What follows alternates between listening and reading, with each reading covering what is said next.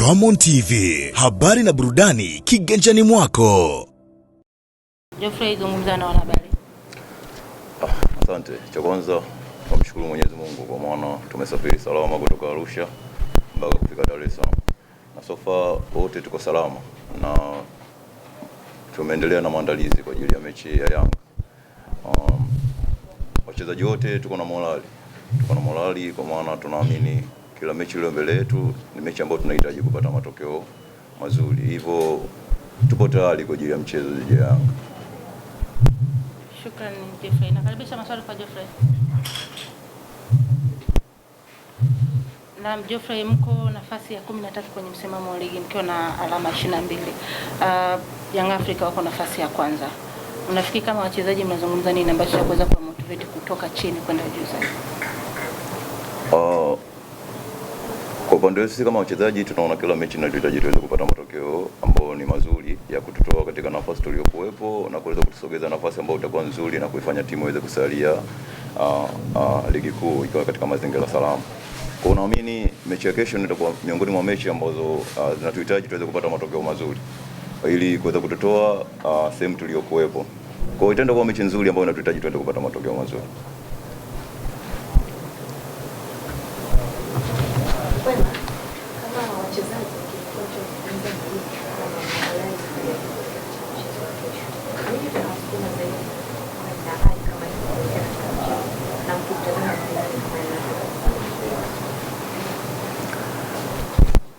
Cha kwanza kinachotupush zaidi ni kwamba mazingira tuliyokuwepo, nafasi tuliyokuwepo kwenye table sio nzuri, kwa hiyo inatulazimu tuendelee kupambana kwa ajili ya kuitoa timu katika mazingira yaliyokuwepo. Kwa hiyo tuna morali kwenda kupambana kwa ajili ya kupata matokeo mazuri ili tutoke katika nafasi tuliyokuwepo, tukipata matokeo mazuri ya pointi 3 anatusogeza sehemu nzuri.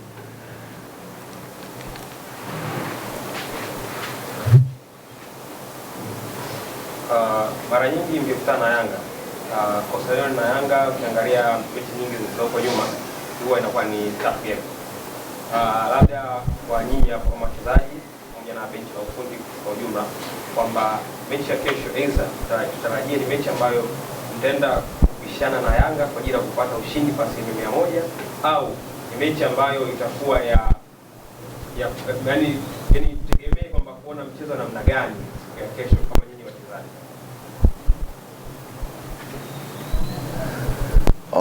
Kwanza mechi inaenda kuwa ngumu kwa sababu tunaenda kucheza mechi ambayo na timu kubwa ambayo inahitaji pointi 3. Inaenda kuwa mchezo ambao utakuwa mgumu so far kwa sababu kila mtu anahitaji kuweza kupata matokeo mazuri. Yanga anahitaji kupata matokeo mazuri, pia Coastal Union anahitaji kupata matokeo mazuri. Kwa hiyo unaenda kuwa mchezo ambao ni wa upinzani. Mchezo ambao kila mtu anaenda kupambana kwa ajili ya kupata matokeo mazuri. Swali la mwisho.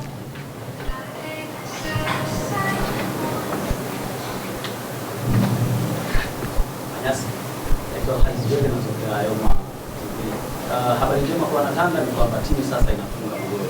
Wastani wa mechi mbili imefunga magoli 4 kama sikosei. Bahati mbaya ni kwamba timu yangu inafunga magoli. Moja dhidi ya Singida, 3 dhidi ya Konde.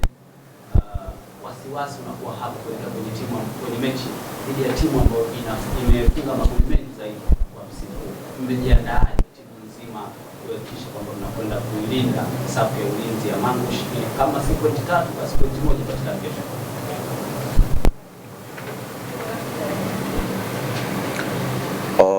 Cha kwanza nafasi hii imepatikana kwa mwalimu kuweza kutoa masahisho ya mechi kadhaa ambazo zilishapita. Always watu watafunga kutokana na kufanya makosa. Kwa naamini mwalimu amejaribu kutuelekeza namna kupunguza makosa. Unajua kupunguza makosa ndio sehemu ya ulinzi pia. Kwa naamini kutokana na mwalimu namna alivyotuelekeza basi tutaenda kuona mechi itakuwaje kwa sababu tushajiandaa na makosa yale mwalimu ambaye ameaona ameshafanyia masahihisho. Kwa naamini tutaenda kujua namna gani ya kuweza kupata matokeo mazuri au namna ya kufanya ulinzi ili tuweze kupoteza hiyo mechi. Geoffrey, sasa zungumza na mashabiki wa Mangush ukiwalika uwanjani.